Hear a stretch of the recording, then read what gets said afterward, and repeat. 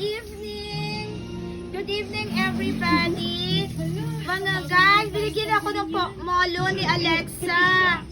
Ayan, ang sarap, niluto na naman niya. Thank you, my daughter Alexa. Sa bigay mo na naman food, sarap-sarap. Ang bango pa. Molo po. Masarap po siya, mga guys. Favorite ko to. Oo, kainin namin dalawa ni Nikki para na kaming kumain sa restaurant. Thank you so much, my daughter Alexa, sa molo na binigay mo na foods. Eto, papakin na lang namin to kainin dalawa ni Nikki. Hindi na ako kakain ng rice. Eto na lang kainin namin. So, thank you so much, Alexa.